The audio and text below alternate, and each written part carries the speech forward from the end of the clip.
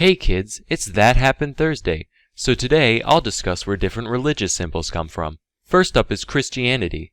As most of you know, Jesus of Nazareth was crucified despite being supposedly sinless, so the cross is representative of his martyrdom. Personally, I always thought choosing the cross of all things to signify the whole religion was at least a little silly.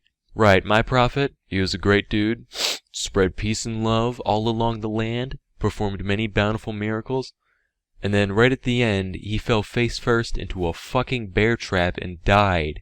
So that's our symbol, whole religion bear trap.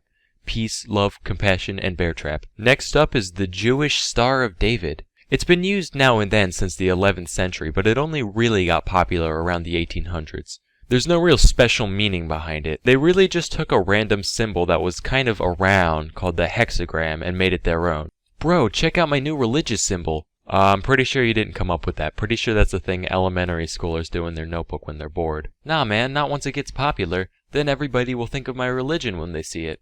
Whatever floats your boat. Jimmy, what is this in your notebook? Oh, it's just a little doodle. Jimmy, listen to me. We are Catholics.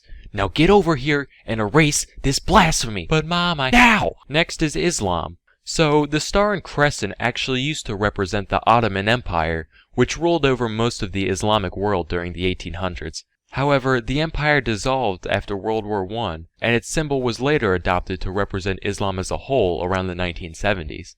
Hey Rob, guess what? I'm starting a new baseball team. Isn't that the Chicago Cubs logo?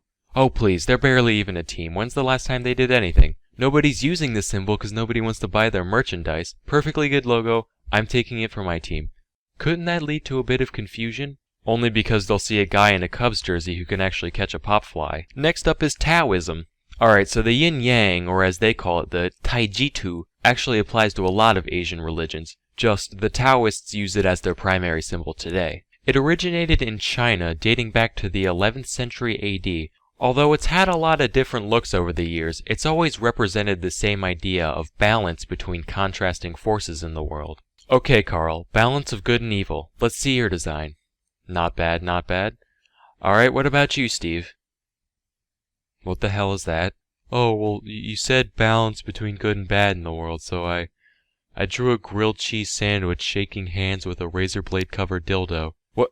Okay, all other questions aside, why is a grilled cheese the best thing you could think of? Have you ever had a grilled cheese?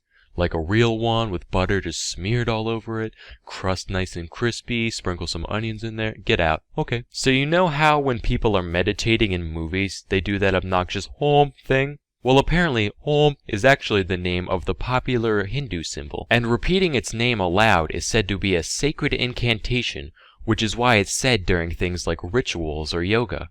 The actual meaning behind the symbol is said to represent a load of different things depending on who you ask or when. Basically, whatever your purpose is, it's a one-size-fits-all prayer. Bless us, O Lord, and these thy gifts, which we are about to receive from thy bounty. This is taking forever. No, you know what? I'm gonna make my own religion, yeah. And our prayers, one syllable long. We're just gonna go ood whenever we feel like praying. That's it. Dinner table, ood! But how will you get any meaning out of that? It's my own word. I can give it whatever meaning I want. So I'll just give it all the meanings. It'll mean the soul. It'll mean the universe. It'll mean I don't have to recite any more long-winded bullshit. Anyway, pass the corn. So unfortunately, that's all we have time for today. At some point I'll do a second video covering some of the more obscure religious symbols. But until tomorrow, I'm Salmonella, and thank you for watching.